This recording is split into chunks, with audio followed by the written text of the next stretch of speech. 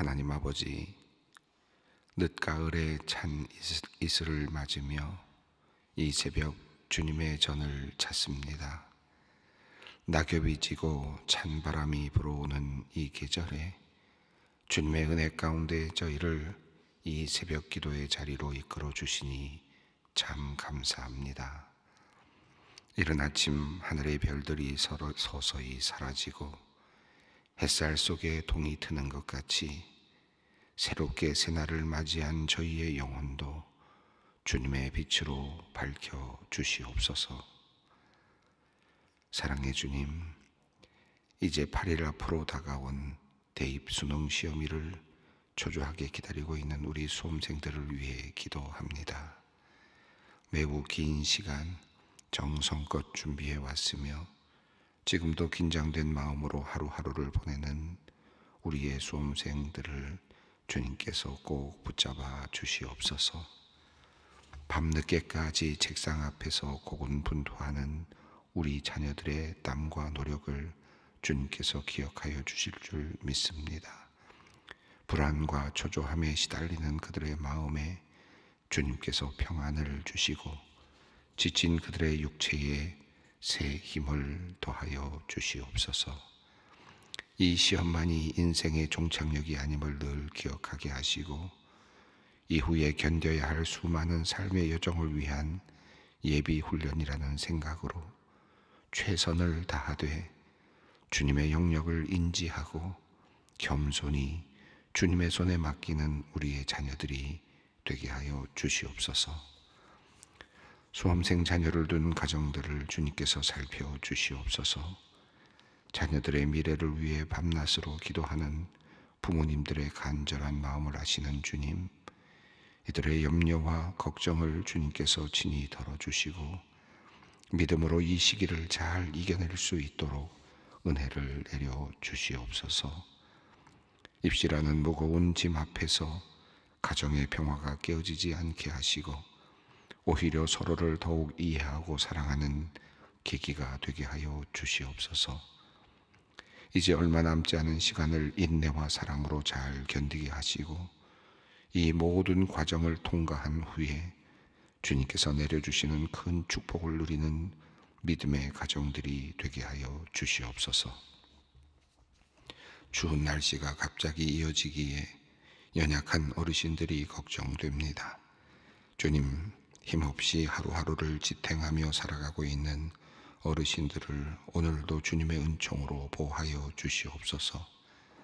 찬바람에 더욱 외로워지고 움츠러드는 그들의 마음을 따뜻하게 감싸주시고 급변하는 기후에 잘 견디도록 건강을 지켜주시옵소서. 특별히 외출이 쉽지 않은 중증 질환으로 어려운 시간을 보내고 있는 어르신들의 몸과 마음에 함께 하셔서 주님께서 치유와 위로의 손길로 어루만져 주시옵소서. 간병의 무게를 지고 힘든 시간을 보내는 가족들을 긍휼히 여겨주시기를 기도합니다. 환자를 돌보느라 자신의 삶이 멈춘 것 같은 무력감을 경험합니다. 끝이 보이지 않는 터널 같은 현실 속에서 육체적 피로와 정신적 소진으로 지쳐 있습니다. 주님, 이들에게 새로운 힘과 용기를 더하여 주시옵소서. 간병하는 가족들의 노력이 헛되지 않도록 하시고 더 사랑이 깊어지고 우애가 돈독해지는 축복의 시간이 되게 하여 주시옵소서. 하나님, 소망교회 모든 교우들을 위해 기도합니다. 믿음의 공동체인 우리 모두가 각자의 자리에서 빛과 소금의 역할을 다하게 하여 주시옵소서. 늘 굳건한 믿음으로 하나님만을 바라보며 매 순간 감사함으로 살아가는 성도들이 되게 하여 주시옵소서. 교회의 여러 자리에서 봉사하는 성도님들을 귀하게 보아 주시옵소서. 바쁜 삶의 자리에서 시간을 내어 정성을 다해 섬기는 이들이 하늘의 복을 누리게 하시고 가정과 모든 사업이 주님의 도우심을 입게 하여 주시옵소서. 하나님, 우리 소망교회를 위해 기도합니다. 젊은 세대의 교회 이탈이 심화되는 이때에 저희 교회가 진정한 신앙의 본질을 회복하여 청년들의 마음을 다시 주님께로 인도할 수 있기를 원합니다. 특별히 대학부와 청년부, 청년 플러스가 내년을 준비하며 임원을 선출하고 또 행사를 계획 중에 있습니다. 꼭 필요한 일꾼들이 세워지게 하시고 모든 구성원이 사랑과 열정으로 헌신케 하여 주시옵소서. 하나님의 뜻을 바르게 세워가는 아름다운 공동체를 이루어 빛과 소금의 역할을 잘 감당하도록 인도하여 주시옵소서. 우리나라 대한민국을 위해 기도드립니다. 저출산과 고령화의 위기 속에서 젊은이들이 희망을 잃지 않게 하시고 노인 세대가 외롭지 않게 하여 주시옵소서. 부동산과 가계부채로 힘들어하는 서민들을 위로하여 주시고 청년 실업과 취업난으로 고민하는 이들에게 길을 열어 주시옵소서. 여러 정쟁과 이슈 상황에도 함께 하셔서 정부가 국민의 상황을 잘 살피고 건강한 정책을 성실히 이행할 수 있도록 주님 도와주시고 또한 이를 위해 지혜로운 일꾼들을 바르게 세워 주시옵소서. 하나님, 미국이 대선 중에 있습니다. 멀리 있는 나라이지만 우리나라와 세계 질서에 막대한 영향을 미치는 나라이기에 미국의 대선을 위해 주님께 기도합니다. 50개 주와 워싱턴 DC에 배정된 538명의 선거인단을 놓고 공화당과 민주당이 경쟁하고 있습니다. 하나님, 이 선거에 주님께서 친히 함께하여 주시기를 기도합니다. 바른 지도자, 하나님의 마음에 합한 지도자가 세워지게 하여 주시옵소서. 대선의 결과로 나올 모든 정책이 하나님의 뜻을 드러내고 특히 우리 대한민국의 안보와 경제에도 긍정적 영향을 미칠 수 있도록 역사하여 주시옵소서.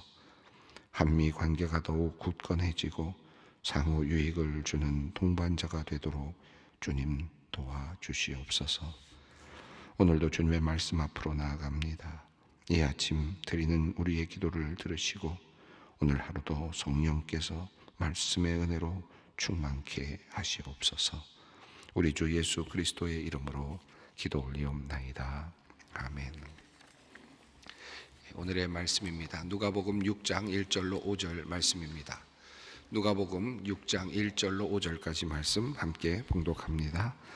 안식일에 예수께서 밀밭 사이로 지나가실새 제자들이 이삭을 잘라 손으로 비비어 먹으니 어떤 바리새인들이 말하되 어찌하여 안식일에 하지 못한 일을 하느냐. 예수께서 대답하여 이르시되 다윗이 자기와 함께한 자들이 시장할 때 한 일을 잃지 못하였느냐. 그가 하나님의 전에 들어가서 다만 제사장 외에는 먹어서는 안 되는 진설병을 먹고 함께한 자들에게도 주지 아니하였느냐. 또 이르시되 인자는 안식일의 주인이라 하시더라. 아멘. 세리와 함께 했던 예수님의 그 모습은 어찌 보면 모든 사람들에게는 좀 충격적이었을 수도 있겠습니다. 세리를 제자로 부르시는 것도 대단한 일이었는데 파격적인 일이었을 텐데 그런데 예수님께서는 또 그 세리의 집에 함께 들어가셔서 식사까지 하셨고 죄인들과 함께 식사를 하셨습니다. 당연히 바리새인들과 서기관들, 종교인들에게는 받아들이기 어려운 그런 장면이었을 겁니다. 예수님께서 그 예수님의 행위를 비난하는 그 바리새인들과 서기관들을 향하여서 병든 자에게 의원이 필요하다라는 말씀과 더불어서 나는 죄인을 불러서 회개시키려고 왔다라고 하는 말씀을 하셨습니다. 앞서 말씀을 드렸습니다마는 죄인을 불러 회개시키기 위해서 주님은 책망의 말을 하지 않으셨고 또 그들을 또 경책하는 그런 말씀을 하지 않으셨습니다. 도리어 그들에게 다가가셔서 그들과 함께 식사를 하심으로 그들을 받아들이시는, 그들을 안아주시는 그런 모습으로 새로운 방식으로 죄인을 회개시키려 하셨습니다. 마치 삭개오가 예수님을 만나고 그를 대접한 후에 그의 모든 삶이 바뀌어졌던 것처럼 바로 그렇게 예수님께서는 그런 모습으로 세리들과 함께 하시면서 세리와 또 죄인들과 함께 하시면서 새로운 방식으로 그들을 구원하시기를 원하셨습니다. 그러니까 이 방식은 완전히 새로운 방식이죠. 그리고 또 한 가지, 예수님께서 그 다음에 제자들이 금식하지 않는 것에 대해서 이야기할 때, 다른 사람들이 그것을 보면서 비난할 때 예수님께서는 이 신랑이 있을 때에는 금식할 필요가 없다라고 하는 그런 말씀을 하셨습니다. 이 새 포도주는 새 부대에 담아야 된다라고 하는 이 말씀이 예수님의 그 이야기 속에서 매우 중요하게 어제 본문으로 나타났는데요. 우리가 함께 살펴보았는데, 예수님의 새로운 질서, 그리고 새로운 새 포도주, 그리고 새 옷조각, 새 옷에 붙이는 새 옷조각, 완전히 예수님을 통해서 새롭게 시작된 새로운 질서라고 할 수 있겠습니다. 근데 이 새로운 이 새 포도주에서 매우 중요한 것이 하나 있다면, 그것은 바로 신랑이라고 하는 그 주제일 것입니다. 다시 말하면 예수 그리스도라고 하는 주제죠. 그러니까 신랑이 있기 때문에 금식할 필요가 없는 것이고, 신랑이 있기 때문에, 예수이기 때문에 죄인들과 함께 하면서 그들과 함께 지금 그들의 회개를 끌어낼 수 있는 것이고, 그러니까 예수님이 변수다, 예수님이 이 모든 새로운 질서의 핵심 키다라는 사실을 알게 됩니다. 그러니까 안식일, 오늘 본문은 이제 안식일로 넘어가는데도 마찬가지고요. 지난 본문에서도 마찬가지고, 지금 세리와 함께 하시는 예수님이시기에 가능한 거죠.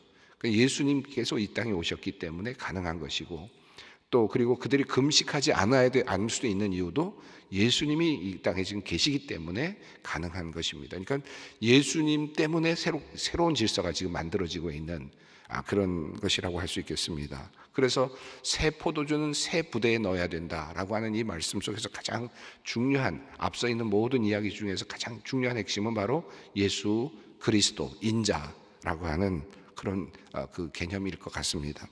이 개념으로 우리가 다시 보면, 예수님께서 왜 죄인들과 함께 식사하시고, 또 예수님께서 왜, 예수님의 제자들이 왜 금식하지 않으며, 이 모든 문제들이 다 새롭게 받아들여지게 되고, 또 그것이 이해가 됩니다. 예수님이 계시기에 가능한 일이었다. 예수님이 새로운 포도주의 핵심입니다.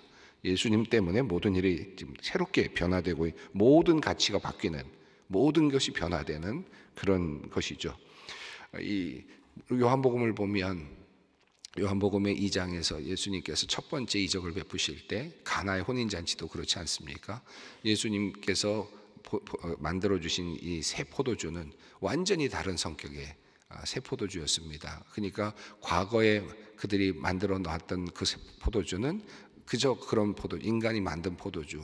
그런데 예수님께서는 물로 포도주를 만드신, 완전히 성격이 다른, 완전히 다른, 개념이 다른 그런 의미의 포도주를 만들어 주시는데, 이 연회장이 이것을 이제 먹으면서 보통 사람들은 좋은 것을 먼저 내놓고 나중에 못한 것을 내놓는데, 너희는 도리어 좋은 것을 나중에 내놓는다라고 말하지 않습니까? 훨씬 더 맛있고 훨씬 더 차원이 다른 그런 멋진 좋은 포도주가 예수님께서 만들어 주시는 포도주였고, 이 포도주는 예수님 때문에 가능했던 것이죠. 그러니까 새 포도주는 예수님이 변수입니다. 예수님이 때문에 가능했던 바로 그 포도주였습니다.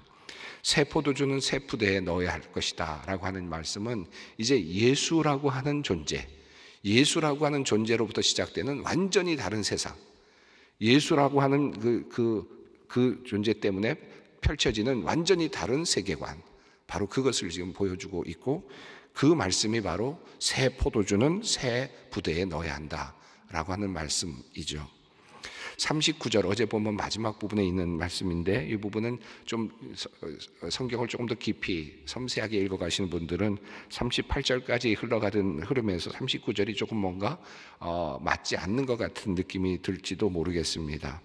왜냐하면 앞부분에서는 37절, 38절에서는 새 포도주는 새 부대에 넣어야 된다, 그리고 또 새 포도주가 중요하다, 새 것이 중요하다라고 하는 그런 의미로 보여지는데, 39절에서는 묵은 포도주를 마시고 새 것을 원하는 자가 없나니 이는 묵은 것이 좋다 함이니라 라고 말을 해서 마치 묵은 포도주가 더 좋은 것 같은 그런 느낌을 보여줍니다. 자, 이 39절 말씀은 그 당시에 많은 사람들이 사용하고 있었던 그런 그 비유, 그러니까 속담과 같은 것이라고 합니다. 묵은 포도주가 훨씬 더 맛있다. 과거 것이 더 좋다라고 하는 그런 그저 비유 같은 속담들, 이제 그런 속담을 지금 예수님께서 그냥 그대로 이야기하면서 너희들은 그런 속담을 가지고 지금까지 살아왔고 또 일반적으로 세상 사람들은 묵은 포도주가 더 좋다고 한다는 거죠. 일반적으로는 그렇지 않겠습니까? 그런데 이것은 그냥 속담으로서 모든 사람들에게 그저 포도주와 관련된 속담일 수 있겠죠. 그런데 이것은 이 39절의 이 말씀은 나름대로 반어적인 그런 의미가 있습니다. 그런데 너희들은 지금 그저 이 세상에서 흘러가고 있는 그 원칙에 따라서 묵은 포도주가 더 좋지라고 하면서 묵은 포도주를 찬양하면서 살아가고 있다. 그런데 그 새로운 포도주의 차원이 뭔지를 전혀 모르고 있다. 그거죠. 이 새로운 포도주의 차원은 그냥 오늘 새로 담근, 과거에 몇 년 전에 담았고 오늘 새로 담은 그냥 똑같은 종류의 포도주가 아니라 이 포도주는 차원이 완전히 다른 포도주, 예수님께서 물로 포도주를 만드셨던 것 같은 완전히 다른 포도주죠. 자, 이 포도주니까 보통 사람들은 이걸 알 수가 없는 겁니다. 지금 바리새인들과 서기관들도 같은 방식으로 지금 세상을 보고 있고 예수님의 사역을 보고 있는 겁니다. 과거에 보아봤던 그저 뭐 여러 가지 종교적인 여러 가지 일들과 그런 사건들을 통해서 보아왔던 방식으로 보는 거죠. 율법을 당연히 지켜야 되고 과거에 지켜왔던 것들이 매우 중요하고 그것을 지키는 것이 미래에도 매우 중요한 일이고 일상을 살아가는 모든 삶의 여정에서 지금 이 바리새인들과 서기관들은 과거의 것들을 붙잡고 있고 사실은 인간의 것을 붙잡고 있습니다. 세상의 것 붙잡고 있습니다. 그런데 예수님은 완전히 다른 존재로 오신 겁니다. 하나님의 아들로 오셔서 지금 하나님의 세상을, 하나님의 나라를 열어가고 계시니까 완전히 다른 세상을 보여주고자 하시는데 그 보여주고 계시는 모습이 지금 파격적인 겁니다. 세리 죄인들과 함께 식사를 하고 계시고 그리고 한 걸음 더 나아가서 금식도 하지 않고 그러면서 신랑이 있기 때문에 예수님이 계시기 때문에 이게 이렇게 모든 것이 바뀔 수 있는 겁니다. 예수님이 중심이다 라고 하는 것입니다. 새 포도주에는 그러므로 예수님을 전제로 해야만, 새 포도주는 반드시 이 예수님을 전제로 봐야만 합니다. 예수님이 계시기 때문에 이런 일들이 가능한 것이죠.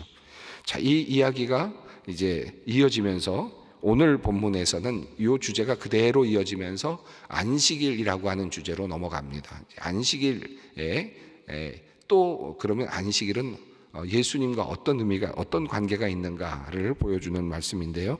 1절 말씀, 6장 1절 말씀 함께 읽겠습니다. 안식일에 예수께서 밀밭 사이로 지나가실새 제자들이 이삭을 잘라 손으로 비비어 먹으니. 안식일에라고 이렇게 시작이 되어서 이 주제가 지금 안식일이 이제 관심거리로 이제 등장을 합니다. 이스라엘 백성들에게 안식일은 매우 중요한 날이죠. 그리고 또 안식일을 잘 지켜야 된다라고, 사실 안식일과 관련된 성경의 그 명령은 안식일을 기억하여 거룩히 지키라라고 하는 말씀, 그리고 또 안식일을 지키는 몇 가지 그 어떤 중요한 하나의 방식들의 그 삶의 방식들, 이거 외에는 그다지 많지는 않습니다. 근데 이스라엘 백성들은 오랜 시간 동안 이 안식일을 잘 지키기 위해서 여러 가지 것들을 발전시켜 왔습니다. 그러면서 점점 더 예수님 당시에는 안식일에 관련된 여러 규정들이 상당히 복잡하게 얽혀져 있었다고 합니다. 미시나라고 하는 미시나에는 안식일 규정이 39가지, 그러니까 40에서 하나가 빠진 그런 규정이 있었다고 하니까 39가지 안식일 규정이 있었다 하니까 어마어마한 그런 규정들이 있었다고 볼 수 있겠습니다. 자, 안식일에 예수께서 밀밭 사이로 지나가실새 제자들이 이삭을 잘라 손으로 비비어 먹으니. 자, 밀밭 사이로 가셨다, 뭐 그렇게 중요한 것 같지는 않습니다. 어쨌든 곡식이 있는 곳을, 그 지역을 곡식밭을 지나가셨는데 제자들이 이삭을 잘라서 손으로 비비어 먹었습니다. 이삭을 잘라서 손으로 비벼 먹었다는 말은 그냥 지나가다가 그 이삭들을 끊어내서 손으로 떼어서 손으로 비벼서 그 알곡을 속을 떼어서 이제 먹었다는 것이죠. 시장했으니까 아마 그랬을 겁니다. 이런 모습은 이스라엘 백성들에게는 흔히 있을 수 있는 그런 것입니다. 또 율법에서도 이 부분, 이 정도의 내용, 이런 것들은 허용이 되고는 있었습니다. 신명기 23장 25절을 보면 곡식밭에 들어갈 때 손을 대서 댈 수는 있다.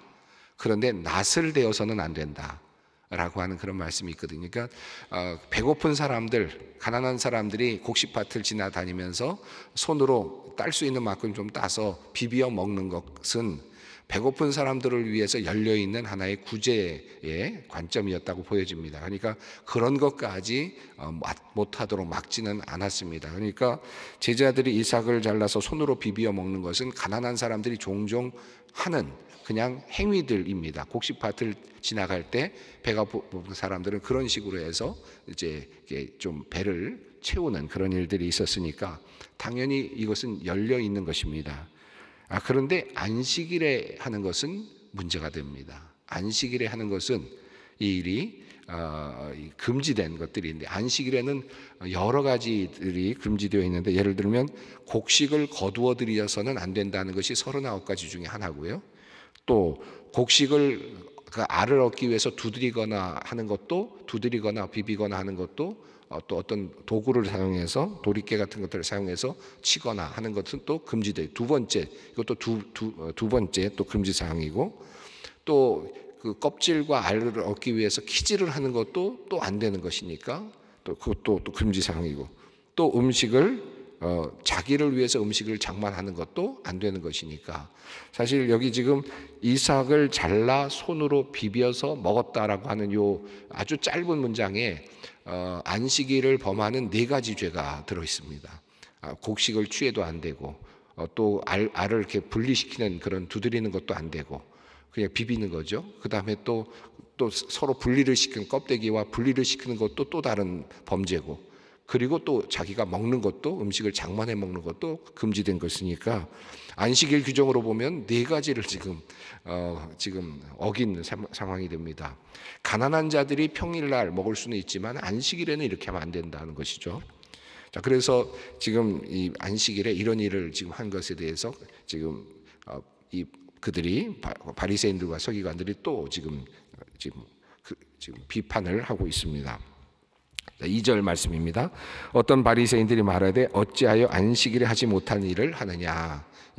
안식일에 하지 못하는 일, 당연히 금지가 되어 있는 것인데 왜 이 일을 하느냐라고 물었습니다.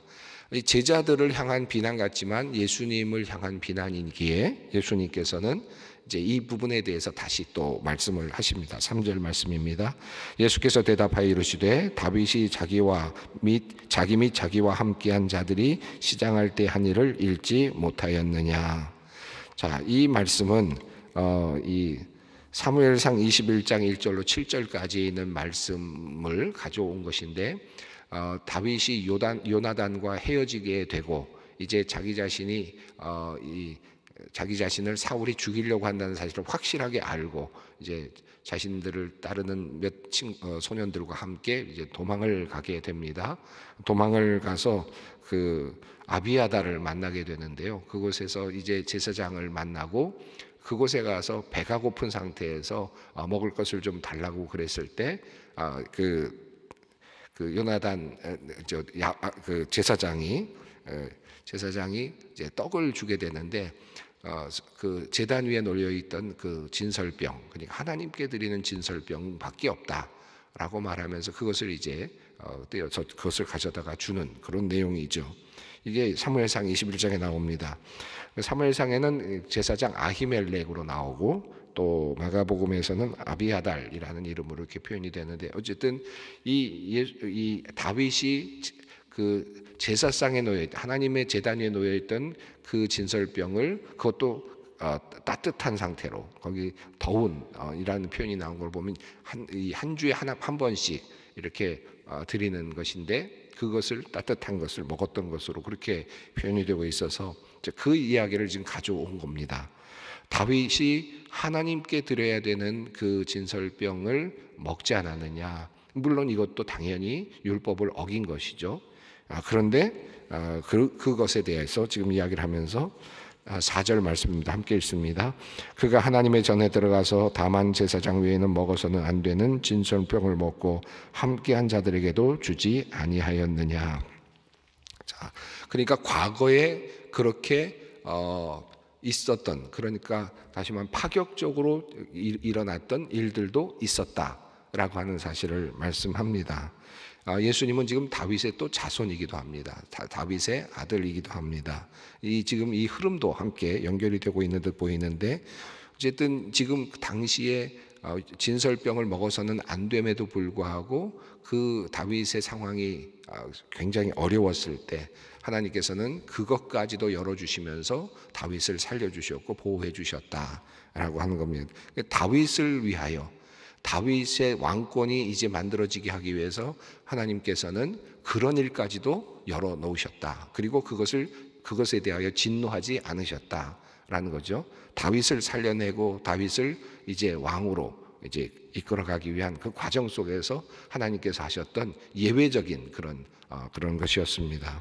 자, 이 이야기를 꺼내면서 5절에서 말씀합니다. 함께 읽습니다. 또 이르시되 인자는 안식일의 주인이니라 하시더라. 자, 여기서 인자는 누구일까요? 사람의 아들로만 되어 있으니까 사람이 중요하다, 안식일보다 사람이 중요하다라는 개념으로도 이해할 수도 있을 겁니다. 마가복음 2장에 있는 내용은 조금 더 그런 쪽으로 이해해 보려고 노력하면 가능할 것 같기도 합니다. 그런데 이 누가복음의 경우에는 분명하게 예수님을 가리킨다라고 보여집니다. 여기서 인자는 누가복음 앞서서도 계속해서 인자는 예수님만을 지칭할 때만 사용이 되고 있는데요. 여기서 인자, 예수님이 안식일의 주인이다. 이 원어를 보면 주인이다라고 하는 큐리어스라고 하는 그 말이 맨 앞부분에 나와 있고, 그리고 맨 뒤에 사람이라고 하는 말이 맨 마지막에 안트로프라고 하는 단어가 뒤에 나옵니다. 그래서 아주 강조되는 주인이다, 그리고 인자 이렇게 되어 있고 그 사이 안식일의 주인이라고 하는 이 표현이 나오는데, 그러니까 누가 주인이냐? 바로 예수 그리스도이시다라고 하는 겁니다. 왜 안식일에 1박 4일로 가면서 이렇게 안식일을 범해도 되느냐, 될 수 있었느냐? 그것은 바로 내가 주인이기 때문이다. 바로 내가 변수이기 때문이다. 바로 내가 예수 그리스도 그 자신이 이 모든 것들의 변수다. 이 모든 것들이 이것 때문에 바뀌는 거죠. 바로 내가 안식일의 주인이다. 앞서서 있었던 모든 내용들도 다 그 모든 새 포도주의 변수는 예수 그리스도이셨던 것처럼 지금 예수님이 모든 것을 지금 바꾸는 변수입니다. 예수님은 그러한 분이시다. 그래서 예수님은 죄인이 죄가 드러나게도 하시고, 또 죄를 용서도 하시고, 또 죄인을 부르시기도 하시고, 예수님은 안식일의 주인이시기도 하시다. 모든 것의 지금 핵심은 예수 그리스도 때문에 모든 것이 다 바뀌는 겁니다. 옛날의 모든 인간의 모든 것들이, 모든 질서는 예수 그리스도라고 하는 또 다른 하나의 프리즘으로 다시 봐야 된다. 그것이 바로 신앙이다 하는 것을 우리에게 알려주고 있습니다. 오늘 인자는 안식일의 주인이니라 라고 하는 이 말씀은 단지 안식일의 주인이다라는 말씀을 넘어서서 모든 것의 새로운 그 변수이고 모든 것을 새롭게 보게 하는 하나의 중요한 하나의 통로다라는 그 말씀으로 받으면 좋겠습니다. 우리의 문제들이 많이 있을 텐데, 다양한 문제들이 있을 겁니다. 여기는 안식일, 식사 여러 가지들이 있었던 것처럼 우리들의 삶에도 수많은 문제들이 있을 텐데요. 그 모든 문제를 다르게 보려면 예수 그리스도를 통해서 봐야만 합니다. 예수 그리스도를 통해서 안식일도 다시 보이고, 예수 그리스도를 통해서 식사도 다시 보이고, 예수 그리스도를 통해서 모든 것이 다시 보이는 것처럼 우리들의 삶에 있는 모든 문제들도 예수 그리스도를 통해서 다시 보는 것, 그것이 우리의 신앙입니다. 그 신앙을 가지고 또 오늘도 기도의 자리로 함께 나아갑니다. 하늘에 계신 우리 아버지, 아버지의 이름을 거룩하게 하시며 아버지의 나라가 오게 하시며 아버지의 뜻이 하늘에서와 같이 땅에서도 이루어지게 하소서. 오늘 우리에게 일용할 양식을 주시고 우리가 우리에게 잘못한 사람을 용서하여 준 것 같이 우리 죄를 용서하여 주시고 우리를 시험에 빠지지 않게 하시고 악에서 구하소서. 나라와 권능과 영광이 영원히 아버지의 것입니다. 아멘.